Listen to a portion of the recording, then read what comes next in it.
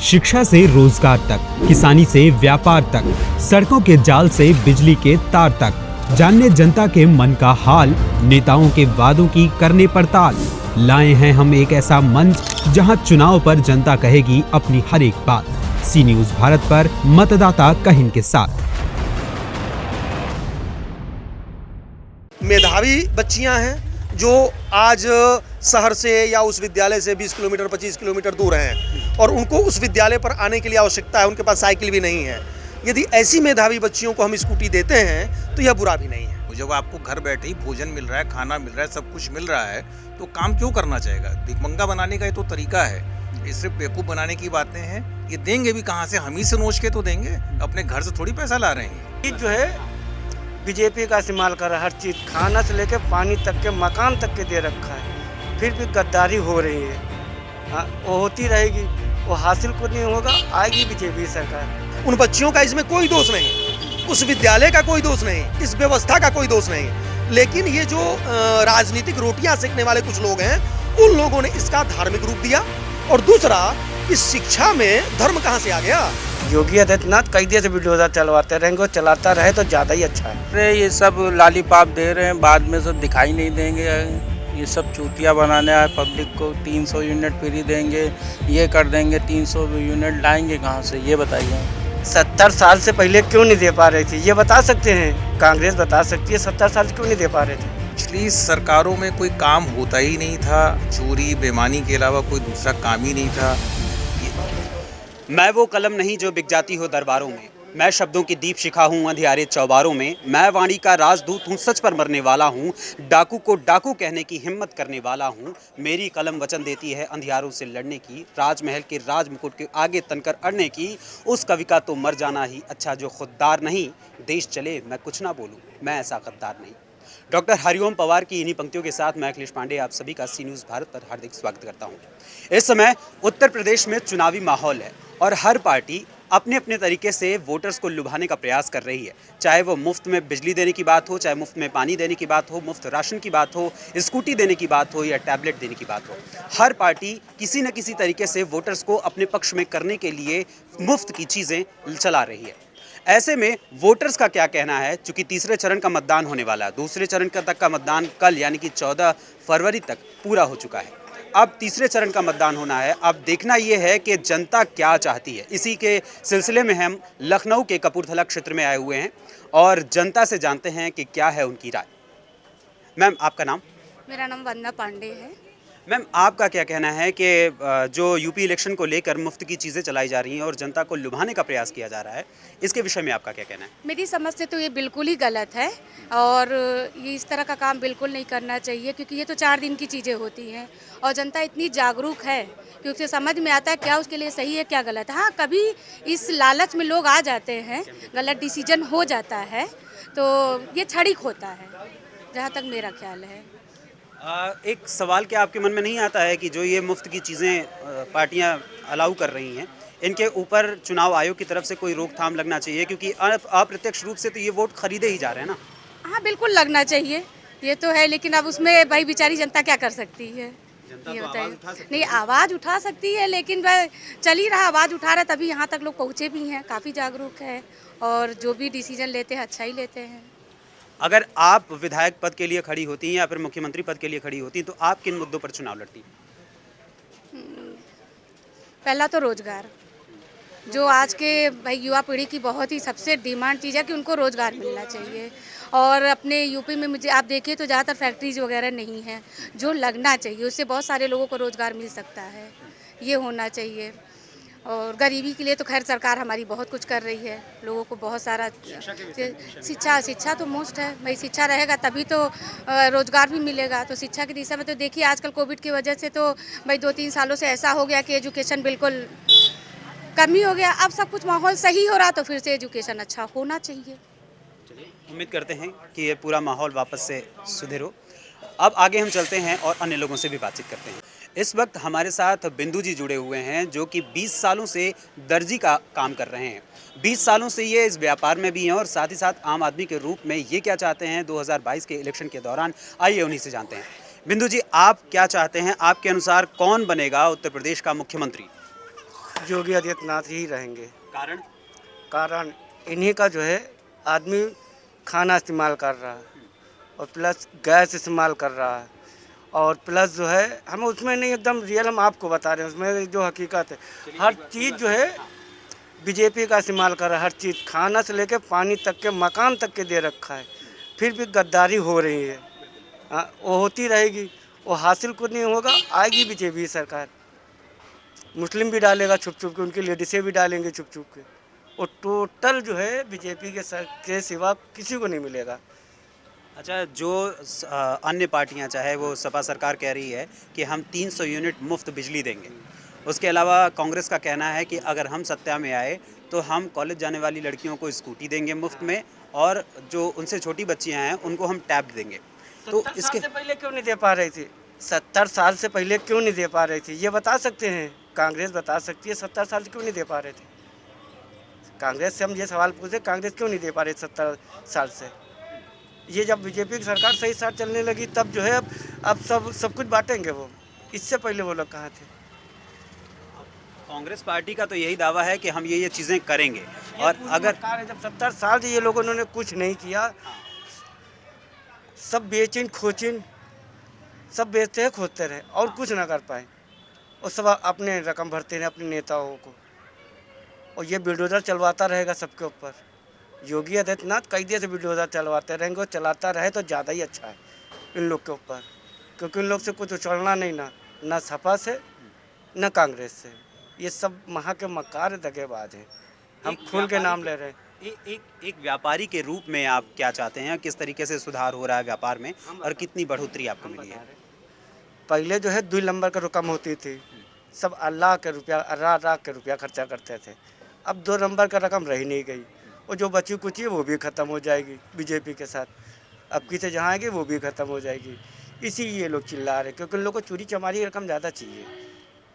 चोरी दगेबाजी मक्कारी फरेबी की सारी रकम चाहिए होती कांग्रेस को बीजेपी को। वो हम नहीं बीजेपी को नहीं, सपा को और कांग्रेस को। और ये अब हो नहीं पा रहा तो ये लैपटॉप बांटेंगे, साइकिल बांटेंगे, सोने की चैन दे दें ये लोग। अब लैपटॉप बांटने की बात आई है तो लैपटॉप तो योगी जी ने भी बांटा है, 1 करोड़ लोगों को बांटा हुआ है। वो इसलिए बांटा हुआ है कि वो अपने पास से इनको देना ही नहीं रहता है, जो इन लोग के फंड से बचता है वो देते हैं। इन लोगों ने 1 चक्कर दिया और 10 चक्कर खा गए। जैसे कि अभी जब अखिलेश की सरकार थी तो इन लोगों ने पुल के ऊपर जैसे लाइटें वगैरह लगा दी, 1 करोड़ की लाइट लगाई, दिखाई 10 करोड़ रुपए। इसका सरकार ने बीजेपी ने बजट मांगा कि इसका वो दो कागज, वो नहीं दिया, काम रुक गया इनका। है ऐसा, पढ़े लिखे नहीं लेकिन हमको मालूम ऐसा है। दूसरी बात, ये जो कांग्रेस है, कांग्रेस जो 70 साल के अंदर हर जगह से तो वो हारती चली आ रही है, क्योंकि सब जानते हैं कि सब जो झूठे मक्कार के सिवा ये लोग है कोई काम नहीं करी ना आज तक, और ये नहीं जीत पाएंगे भाई। और रही अपनी मार्केट की बात कि मार्केट में उन्नति है, पहले तो जो है सारे गलत काम होते थे, अब आदमी सुकून से सारा आदमी आता, माल लेता, चुपचाप पैसा देता, चला जाता है। पहले क्या था, बदमाशी चलती थी, गुंडाई चलती थी, नेताजी आए हैं, फलाने के नेता हैं, कांग्रेस के नेता हैं और उसके सपा के नेता हैं, आए लिए चले गए, बस यही सब था। अब ऐसा नहीं ना, चाहे बीजेपी का भी आदमी आ गया तो वो पैसा देगा। यानी कि आप चाहते हैं कि बीजेपी ही दोबारा आए? सही, बीजेपी से नहीं लेना देना है, लेकिन ये काम सही कर रही है, ये काम सब जो है जेन्युइन कर रही है, धोखेधड़ी वाला नहीं कर रही है। न इनकी सरकार में चोरी चमारी गुंडाई बदमाशी सब घुस गई है। ना हम लोग खुद डर के रहते थे सपा की सरकार में कि कोई आ गया सारा बदमाश मारने लगेगा। अब इनकी सरकार में कोई मार के दिखाए गरीब आदमी को। कानून व्यवस्था को भी बहुत मजबूत है, बहुत मजबूत है। दीपावली में गाड़ी एक गायब हुई, मिल गई हमको। सपा की सरकार में गाड़ी गायब हुई थी, गाड़ी सामने खड़ी हुई नहीं मिली। जाइए डालीगंज में हमारा नाम लिखा हुआ है, गाड़ी हमारी गायब हुई थी अगले महीने दीपावली में, चोर भी बरामद हुआ, गाड़ी भी बरामद हुई, गाड़ी भी मिल गई। और जो सपा की सरकार में गाड़ी बरामद हुई थी, आज भी वो थाने में खड़ी है कचहरी। कचहरियों थाने के चक्कर लगा, आप खुद ही समझ जाइए फिर कहने का। ये सरकार मजबूत है, इसी को सब लोग दें और आप भी दीजिए। इस वक्त हम आ चुके हैं बताशे की दुकान पर। आप देख सकते हैं कि ये बताशे की दुकान है पूजा पानीपुरी। और पूजा पानीपुरी के जो 10 साल से ये सेवा दे रहे हैं, 10 साल से इस मार्केट में अपनी दुकान लगा रहे हैं। हमारे साथ अंकित गुप्ता मौजूद हैं।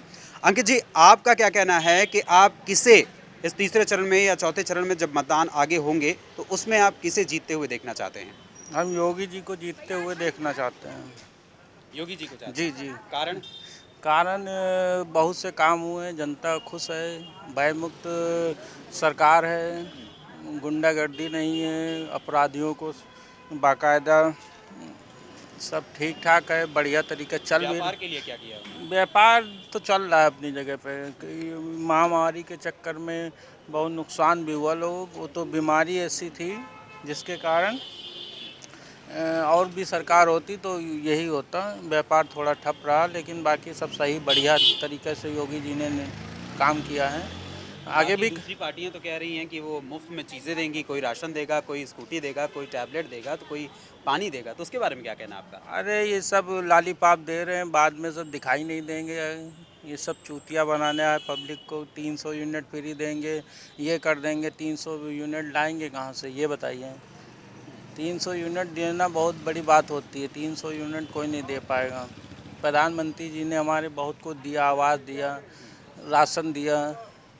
प्रधानमंत्री मोदी जी ने जो काम किया वो कोई प्रधानमंत्री नहीं कर पाया। वो बहुत अच्छे प्रधानमंत्री हैं और योगी जी भी बढ़िया हैं।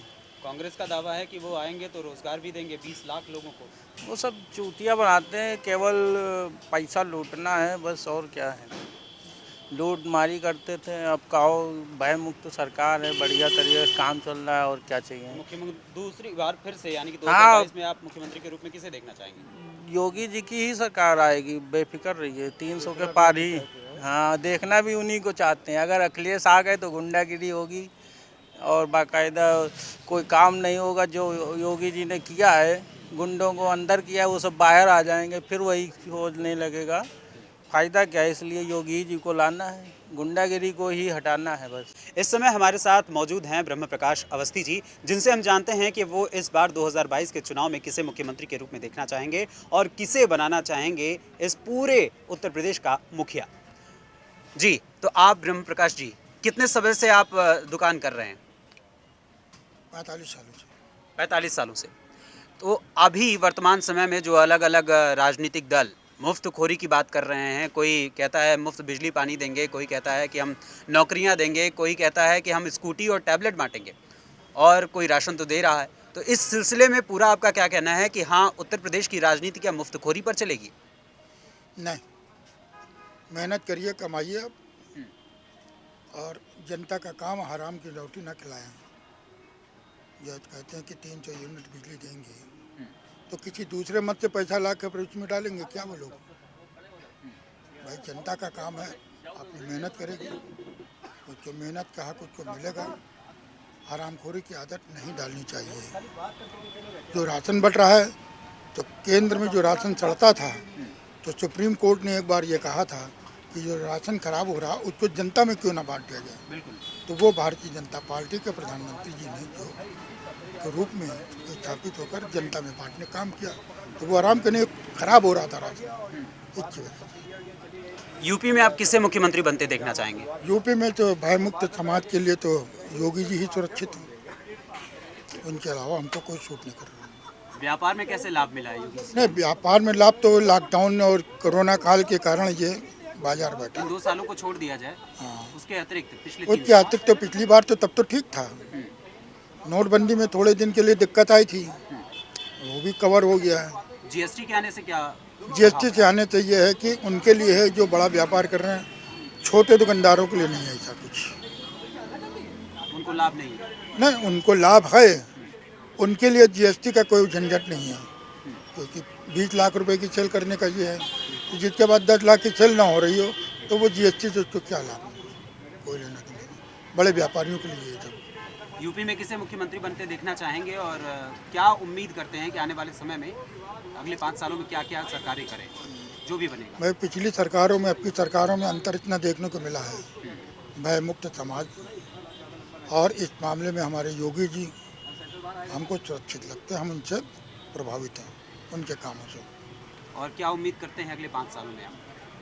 अगले 5 सालों में उम्मीद यही करते हैं कि रोजगार भी दिलवाने का काम करेंगे। रोजगार की बात जो बहाना बनाते लोग काम नहीं करना चाहते तो वो कहते हैं कि रोजगार नहीं है। जितनी पढ़ाई होगी उतनी रोजगार और उतनी सर्विस मिलेगी। यानी कि प्राथमिकता पहले शिक्षा पे देनी है। हाँ, शिक्षा पे जाएगी। और इसके अतिरिक्त अगर कहा जाए कि आपके क्षेत्रीय जो विधायक हैं उनसे आप क्या उम्मीद करते हैं? उम्मीद क्षेत्रीय विधायक से हम नहीं करते हैं, हम पार्टी की नीतियों को देख रहे हैं, हम उनको देख के चल रहे हैं। अब वो प्रत्याशी किसी को बनाए ये उनका अपना पर्सनल मैटर है। यानी कि पार्टी के सिद्धांत ही सब कुछ है। पर ध्यान, हाँ, जब उनकी नीतियाँ उनकी घोषणाएं हैं हम उस पर ध्यान देते हैं। अब जैसे दिल्ली से आके उन्होंने कह दिया कि 300 यूनिट बिजली आपको फ्री देंगे, तो एक चीज़ देंगे तो पीछे से दूसरी चीज़ में पैसा बढ़ जाएगा, हम क्या कर लेंगे? और इसके अलावा जो लैपटॉप और टैबलेट बांटने की बात की जा रही है, स्कूटी बांटने की बात की जा रही है, उसकी बात में क्या कहना है? एक चीज़ ये बताइए आप, जिनको बांटने की बात करते हैं वो 2% रह जाते हैं कि इनको लाभ इतने % पढ़ाई के बाद मिलेगा, इतना लाभ इंटर वालों को मिलेगा। सबको तो बांटता नहीं कोई, सबको बांटने के लिए इनके पास पैसा कहाँ से आएगा? भाई आप तो ये कहेंगे हम इंटर वालों को देंगे और इंटर वालों को जो प्राथमिकता उन्हीं को देंगे, तो % घटती जाएगी नहीं घटती जाएगी? आपको कोई व्यक्ति कम मिलेगा, बच्चा नहीं मिलेगा वहाँ। ये केवल चुनावी मुद्दे होते हैं, यानी कि धोखेबाजी है। सब चुनाव मुद्दे हैं। इस वक्त हम मौजूद हैं प्रगति मार्केट जो कपूरथला में स्थित है। वहाँ की एक शॉप है गीतांजलि सास बहू। यहाँ पर राजीव गुप्ता जी हमारे साथ मौजूद हैं जो कि व्यापारी संगठन से भी जुड़े हुए हैं। राजीव जी, आपका क्या कहना है कि इस बार आप यूपी में किसे बनते देखना चाहते हैं मुख्यमंत्री? हर हालत में योगी जी को, कारण? क्योंकि हम लोग प्रैक्टिकल रूप से देख रहे हैं कि उनकी वजह से सारा सिस्टम कितना आसान हो गया है, सब विकास हो रहा है, हर तरफ जो कुछ भी पॉसिबल है सारी चीज़ें हो रही हैं, बिल्कुल सही हो रही हैं। और अगर हम चाहते हैं कि आगे भी विकास हो तो उनका ही आना ज़रूरी है। पिछली सरकारों में आपको क्या समस्याएं होती थी? पिछली सरकारों में कोई काम होता ही नहीं था, चोरी बेईमानी के अलावा कोई दूसरा काम ही नहीं था। ये इस तरह की अगर सरकारें पुरानी जैसे थी अगर रहेंगी तो कोई टैक्स देना भी नहीं चाहेगा। ये जो सरकार दिखाई दे रही कि काम कर रही है तो अच्छा लगता है कि हमारा भी कंट्रीब्यूशन जाए उनके प्रति। तो ये एक विश्वास की भावना पैदा, पहली बार ऐसा हुआ है मोदी जी जब से आए हैं, योगी जी जब से आए हैं, तो लगता है कि हमारे पैसे का सही उपयोग हो रहा है, तो हम क्यों ना उनको पैसा दें। तो सबसे बड़ा जो फ़र्क आएगा जिसे नेशनलिटी कहते हैं, भाई पहले लोग चोरी करना सिखा रहे थे, चोरी बेईमानी, इसलिए कोई पैसा देना ही नहीं चाहता था। अब वो आसानी से दे रहा है क्योंकि देख रहा है कि सारा डेवलपमेंट में पैसा लग रहा है। और इधर जो चुनाव हो रहे हैं, चूँकि 2 चरण के चुनाव हो चुके हैं, इसके अलावा जब अगले अन्य चरण के जो चुनाव होने हैं उससे पहले इन लोगों ने घोषणाएं की कि हम मुफ्त बिजली देंगे, मुफ्त पानी देंगे, मुफ्त नौकरी देंगे। और जो फॉर्म भरे जाएंगे, कांग्रेस का ऐसा कहना है कि जब फॉर्म भरे जाएंगे वो फॉर्म की फ़ीस 0 रहेगी किसी भी कैटेगरी की, चाहे वो जनरल, ओबीसी, एससी, एसटी हो, और उसके अलावा आने जाने का खर्च भी हम देंगे, प्लस स्कूटी और तमाम चीज़ों की बात की जा रही है। तो जो ये बात की जा रही है कि मुफ्त में चीज़ें देने की, इसके विषय में आपका क्या कहना है? इससे तो पूरे देश को वो पंगु बना देंगे, कोई आदमी कोई काम करना चाहेगा ही नहीं। क्यों काम करेगा जब उसको सब फ्री मिल जाएगा? और ऐसा अगर होने लगा तो देश बर्बाद होना तय है, वो तो नीचे गिरता चले। डेवलपमेंट होगा कहाँ से, विकास होगा क्यों? जब आपको घर बैठे ही भोजन मिल रहा है, खाना मिल रहा है, सब कुछ मिल रहा है, तो काम क्यों करना चाहेगा? भिखमंगा बनाने का ये तो तरीका है, ये सिर्फ बेवकूफ़ बनाने की बातें हैं। ये देंगे भी कहाँ से? हम ही से नोच के तो देंगे, अपने घर से थोड़ी पैसा ला रहे हैं ये। तो यानी कि आपका कहना है कि अगर ये देखा जाए तो चुनाव आयोग को कहीं ना कहीं इस पर रोक भी लगानी चाहिए। बिल्कुल 100%। ये फ्री का कोई सिस्टम हो, फ्री का मतलब ही क्या होता है? फ्री तो होना ही नहीं चाहिए कुछ भी। भाई बिना मेहनत के अगर कोई चीज़ मिलती है तो फिर उससे आदमी मतलब बेईमानी बनेगा, हर हालत में कुछ करना ही नहीं चाहेगा। मुफ्त राशन पर आपका क्या कहना है?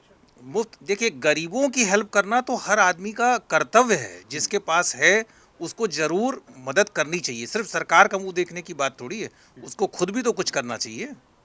इसके अलावा कई सारी बातें आई हैं कि जब नोटबंदी हुई थी या जीएसटी लागू हुआ था तो बहुत सारी समस्याएं भी आई थी। उसको देखते हुए आज क्या परिवर्तन हुआ है जीएसटी के बाद और नोटबंदी के बाद? भाई एज ए व्यापारी मैं बता सकता हूँ कि अब बिज़नेस करना काफ़ी आसान हो गया है, झंझट ही नहीं रह गया। पहले बेईमानी सिखाते थे कि टैक्स किसी तरह से बचाओ। अरे क्यों बचाएं हम हमारी तरफ से जितना ज़्यादा टैक्स जाएगा उतना ज़्यादा डेवलपमेंट होगा। अब तो ये भावना हो गई है। और पुरानी इतनी गंदगी फैली थी, उसको दूर करने के लिए कुछ तो कष्ट उठाना ही पड़ेगा। अगर आपके क्षेत्रीय विधायक के बारे में पूछा जाए, नीरज बोरा जी हैं, तो उनके विषय में आपका क्या कहना है कि उन्होंने क्षेत्र के डेवलपमेंट के लिए क्या कुछ काम किया है और व्यापारियों के डेवलपमेंट के लिए क्या कुछ काम किया है? देखिए, इंडिविजुअल तौर पे मैं उनको बहुत अच्छी तरीके से नहीं जानता हूँ, लेकिन मैं जानता हूँ भाजपा को, क्योंकि वो भाजपा से जुड़े हैं और भाजपा की मेंटेलिटी चोरी बेईमानी की है ही नहीं। वो हर हालत में गरीबों की मदद के लिए, देश की भलाई के लिए, इस पार्टी का यही मैनिफेस्टो ही है कि हमें जो भी करना है वो देश के लिए करना है। तो हम तो 100% जानते हैं कि जो भी होगा वो अच्छा ही होगा, हर हालत में अच्छा ही होगा, डेवलपमेंट होगा, विकास होगा। यानी कि अगर कहा जाए कि आप मुख्यमंत्री के रूप में फिर से योगी जी को देखना चाहते हैं? 100% बिल्कुल बिल्कुल। और क्या उम्मीद करते हैं अगले 5 सालों में? 5 सालों में बहुत बड़ा अंतर आने वाला है। आप ये देखिए, आजकल हमारे बच्चे बिजनेस करना चाहते नहीं। मैं अगर अपनी ही बात करूं, वो यहाँ से छोड़ के विदेश चले जा रहे हैं। क्यों चले जा रहे हैं? वहाँ उनको ज़्यादा अवसर मिल रहे हैं, ज़्यादा पैसा मिल रहा है। मैं जानता हूँ कि अगले 5 सालों में या 10 सालों में लोग अमेरिका से यहाँ काम करने आएंगे। इतना ज़्यादा ही विकास हो जाएगा यहाँ पे। इस वक्त हमारे साथ सत्यानंद पांडे जी मौजूद हैं और सत्यानंद पांडे जी से आपसे मैं जानना चाहूँगा कि यूपी इलेक्शन के दौरान जो मुफ्त की चीज़ें चलाने की बात की जा रही है, मुफ्त में सब कुछ देने की बात की जा रही है, तो क्या ये शासन भी मुफ्त में ही चलाया जाएगा? ऐसा नहीं है। जो हमारे समाज में ज़रूरतें हैं, जिन ज़रूरतों को जो आम जनमानस है वो अपनी उन ज़रूरतों को पूरा यदि नहीं कर पाता है, तो ये सरकार का नैतिक धर्म बनता है कि सरकार नाम की जो संस्था है वो प्रॉफिटेबल संस्था नहीं है। यह बेसिकली कुल मिलाकर के जनता के ही सरोकार के लिए बनी हुई है। चाहे वो शिक्षा हो, चाहे स्वास्थ्य हो, या कोई भी ऐसी सामग्री या व्यवस्था जो आपके जीवन को बेहतर करने के लिए वो सहयोगी हो। इसके लिए सरकारें, ये सही बात है कि सरकारों को लोक लुभावन जो वादे कहे जाते हैं और हर चीज़ मुफ्त में रेवड़ी की तरफ बांटना, ये उचित नहीं होता। लेकिन जैसे मान लीजिए कि हमारे विद्यार्थीगण हैं, अब उनको यदि उनके पास क्षमता नहीं है, मेधावी छात्रों के पास या ऐसे पढ़े लिखे व्यक्तियों के बच्चों के पास कि जिनको जो है टैबलेट खरीदने में समस्या है, लैपटॉप खरीदने में समस्या है, तो यदि वह हम उनको देते हैं या मोबाइल उनको देते हैं, जो आज ऑनलाइन शिक्षा की बात हो या ऑनलाइन कोई भी क्रियाकलाप करने की बात हो, तो यदि इसमें सरकार सहयोग करती है तो यह इसको बुरा नहीं कहा जा सकता। ये आपको अपने पैर पे खड़ा करने के लिए ये सरकार द्वारा सहयोग किया जाना, इसको कहा जा सकता है। इसी प्रकार से जैसे अभी आप देखे होंगे कि कांग्रेस पार्टी है या तमाम पार्टियां स्कूटी देने की बात महिलाओं को, बच्चियों को कर रही हैं। तो एक तो यह बात है कि भाई सबको वो दे पाएंगे नहीं, और टैक्स पेई जो आम जनमानस है जो टैक्स दे रहा है, तो ये सरकार का कोई ऐसा धर्म नहीं बनता कि उस टैक्स के पैसे को बिना किसी ठोस इंतजाम के आप वस्तुओं को बांटने में लगा दें। ये बिल्कुल सत्य बात है। लेकिन हाँ, यदि मेधावी बच्चियां हैं जो आज शहर से या उस विद्यालय से 20 किलोमीटर 25 किलोमीटर दूर हैं और उनको उस विद्यालय पर आने के लिए आवश्यकता है, उनके पास साइकिल भी नहीं है, यदि ऐसी मेधावी बच्चियों को हम स्कूटी देते हैं तो यह बुरा भी नहीं है। तो इस प्रकार से, जैसे एक कहावत है, भाई विज्ञान वरदान भी है, अभिशाप भी है। तो अब ये सरकार और लोगों को तय करना है कि यह आपके लिए कितना सहयोगी है और कितना गलत है। इसके अलावा अगर बात की जाए कि जो उत्तर प्रदेश का जो चुनाव हो रहा है, उस चुनाव के दौरान कई जगहों पे ऐसी चीज़ें आ चुकी है। अखिलेश यादव का भी एक जगह कहना हुआ कि वो बटन दबाई जाती है साइकिल की, निकलती है पर्ची कमल की। उसके विषय में क्या कहना? जी, अभी संयोग ही है कि अभी जहाँ हम भी कुछ स्थान पे बैठे थे, तो कुछ लोगों का ये कहना है कि विशेष एक पार्टी के लिए कि भाई उस पार्टी में सेटिंग वाली भी बात लोग कह रहे हैं कि सेटिंग ऐसी की गई है कि साइकिल पे दबाया जा रहा है, साइकिल को ही लेकर के, इसमें कोई दोहराने की वो आ रही है। तो अब इतने साल से चुनाव आयोग ने खुला आपको ऑफर दिया था, सबको दिया था कि जो भी विपक्षी पार्टियां हैं आएँ और ईवीएम में छेड़छाड़ करके उसको पुष्ट कर दें, दिखा दें। इंग्लैंड और कहाँ बातें कही जाती थी। आपके जो है कांग्रेस के बड़े बड़े लीडर, राज्यसभा में सदस्य रहे, कई बार मंत्री रहे, कपिल सिब्बल जी और तमाम ऐसे लोग, नाम लेना बहुत उचित नहीं है, तो ऐसे सभी लोगों ने ये कहा कि हाँ ऐसा हो जाता है। और जब नौबत आई प्रैक्टिकल करने की, तो कोई भी महारथी ऐसा नहीं मिला जो ईवीएम में छेड़छाड़ करके और अपने अनुसार कोई परिणाम ले आ पाए। तो यदि उस समय ये सारी बातें धता साबित हो गई, तो वर्तमान में यह जो आरोप लगाया जा रहा है यह निराधार है। दूसरी बात क्या है कि आपके पास जो मतदान है वो आपका अधिकार है, गुप्त मतदान है, लेकिन आपके सेटिस्फैक्शन के लिए वीवीपैट पर्ची दी जा रही है। इसका उपाय चुनाव आयोग ने यही तो लगाया कि भाई ठीक है, आप कह रहे हैं हम दबा रहे हैं, कहीं जा रहा है कहीं, तो ये तब होता था या तब आप आरोप लगाते थे कि आपके पास कोई उसका सबूत नहीं होता था। अब तो वीवीपैट पर्ची जब आ रही है तो आप तो दिखा सकते हैं। वहीं जो पोलिंग बूथ अधिकारी है, आप उसको कहिए कि भैया हमने तो दबाया, इसमें था। आज तक एक शिकायत, 2 चरण के मतदान हो गए, अभी तक कहीं से ऐसी शिकायत नहीं आई कि कोई मतदाता ये कहे कि भैया ये हमने दबाया है, ये आया ये वीवीपैट पर्ची पर ये गलत आया है। तो इसलिए ये जो कथन है ये निराधार है मेरी समझ से। बाकी सबके अपने अपने विचार हैं। एक मुद्दा आजकल बहुत गरमाया हुआ है जी। हिजाब को लेकर जी और कहीं ना कहीं बात ये होती है ना कि एक जब हर व्यक्ति का अधिकार होता है कि वो जिस तरीके से चाहे, जिस धर्म को अपनाना चाहे, जिस कल्चर में रहना चाहे वो रह सकता है। जी। किसी के भी पहनावे या रख रखाव पे या फिर किसी भी स्थान पे या किसी भी चीज़ का निर्वहन करने में उसे रोका नहीं जाएगा, उसका अधिकार है। जी। ऐसी परिस्थिति में ये जो चुनावी रूप से भड़काया जा रहा है, क्या ये राजनीति में होना ज़रूरी है? देखिए, यह जो विषय है आपको सुस्पष्ट कर दूं कि एक तो हिजाब ये अलग विषय है, दूसरा चुनाव भी जो कह रहे हैं, इन सब का, हिजाब का चुनाव से, हिजाब का धर्म और संस्कृति से, भगवा से भी वो अभी मैं चर्चा में ला रहा हूँ। यह मूल जो हिजाब आया, ये पहले ये जानिए कि आया कहाँ से। ये प्रकरण आया सीधा सीधा कि स्कूल में पढ़ने वाली बच्चियाँ जाती हैं विद्यालय में पढ़ने, वो हिजाब पहन के जाती हैं। विद्यालय प्रशासन ये कहता है, उस समय वहाँ परीक्षा चल रही थी, विद्यालय प्रशासन ये कहता है कि भाई आप हिजाब पहन के मत आओ, और आप जैसे सभी बच्चे ड्रेस पहन के आए हैं, आप वो ड्रेस पहन के आओ। वो संबंधित कुछ बच्चियों ने इसका विरोध किया, और बाद में आपकी जानकारी के लिए बता दूं कि कर्नाटक के उस प्रदेश से उसको माननीय कांग्रेस के विधायक या तमाम ऐसे लोग उसमें आगे आए, और कुछ तथाकथित जो कट्टरपंथी धार्मिक विचारधारा के लोग हैं, उन बच्चियों का इसमें कोई दोष नहीं, उस विद्यालय का कोई दोष नहीं, इस व्यवस्था का कोई दोष नहीं। लेकिन ये जो राजनीतिक रोटियां सेकने वाले कुछ लोग हैं, उन लोगों ने इसका धार्मिक रूप दिया।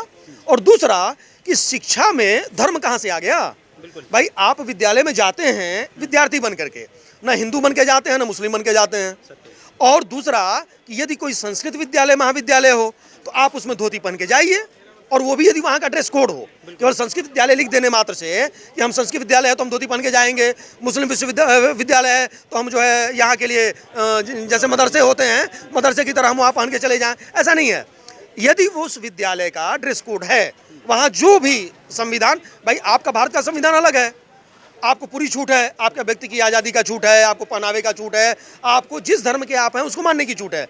तो उसी संविधान ने नियम और कानून प्रदेश की व्यवस्था को दिया है। उस प्रदेश के कानून व्यवस्था के अंतर्गत उस विद्यालय का भी एक कानून है जो उस विद्यालय परिसर में लागू होता है, और लागू करने के लिए जो अधिकृत व्यक्ति वो है प्राचार्य और उसकी प्रबंध समिति। उसने यदि कोई नियम कानून बना रखा है, और यह तो सर्वमान्य बात है कि हमारा बच्चा चाहे मिशनरी स्कूल हो, चाहे विद्या भारती के विद्यालय हो, या चाहे कोई विद्यालय, यदि हिंदू व्यक्ति है तो, या मुस्लिम समाज से आता है तो, यदि वो हाफ पैंट पहन रहा है और वो शर्ट पहन रहा है तो वो हिंदू का भी बच्चा पहनता है और मुस्लिम का भी पहनता है, सिख का भी पहनता है, ईसाई का भी पहनता है। वहाँ तो कहीं रोक टोक आज तक नहीं आई। तो ये अचानक से इस बात को क्यों लाया गया? सच बात यह है कि इस समय कोई मुद्दा पूरे देश में कहीं नहीं है। सारे मुद्दे चाहे 370 के हों, राम मंदिर के, कोई मुद्दे हों, सारे मुद्दों से ये जो तथाकथित कट्टरवादी विचारधारा के लोग हैं, जो अन्य देश में भी सफल नहीं हुआ। अब देखिए, अब हिजाब की बात आप लाए, हिजाब न सीरिया में न ऐसे इस्लामिक देशों में जहाँ प्रतिबंध है, उस गड़े मुर्दे को सऊदी अरब में पढ़ाई में कहीं हिजाब नहीं है, उस गड़े मुर्दे को आप यहाँ पे लाते हैं और ले आकर के उसका धार्मिक रंग देते हैं, और आप दंग रहेंगे। कर्नाटक ही नहीं, कहाँ कहाँ जा करके इसको पहन करके प्रदर्शन होने लगे, और प्रदर्शन में भाग लेने वाला कौन है? तो ओवैसी जी की पार्टी जी आ जाती है, और तमाम इस तरह के धार्मिक कट्टरपंथ जो विचारधारा वाले लोग हैं, जिनको न सहिष्णुता से मतलब है न संविधान से मतलब है, वो इसमें कूद गए, और माध्यम कौन बना? वो अबोध बच्चियां बन गई। तो ये सरासर गलत है, ये नहीं होना चाहिए। हमारे उससे यूपी के चुनाव में आप किसे मुख्यमंत्री बनते देखना चाहते हैं? हम तो चूंकि राष्ट्रवादी विचारधारा के लोग हैं, और वर्तमान जो परिप्रेक्ष्य और जो माहौल जो दिख रहा है, ऐसी परिस्थितियों में जो देश का कल्याण कर सके, देश को विकास के मार्ग पे ले जा सके, ऐसे ही मुख्यमंत्री की आवश्यकता है। नाम?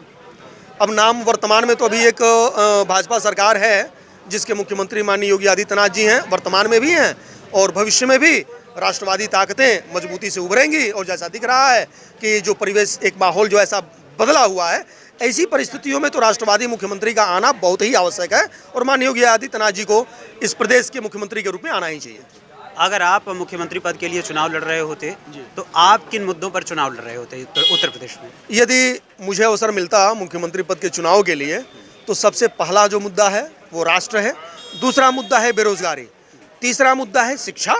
जहाँ भी शिक्षा का स्तर बहुत नहीं सुधरा है उसे कैसे हम पब्लिक और सरकार दोनों के सहयोग से कैसे बेहतर व्यवस्था हम दे सकें, स्वास्थ्य और इसके बाद कृषि भी हमारे मुद्दे में, ताकि जो प्राकृतिक आपदाओं से कृषि हमारा बहुत ही ज़्यादा जो है वो हो जाता है, प्रभावित हो जाता है।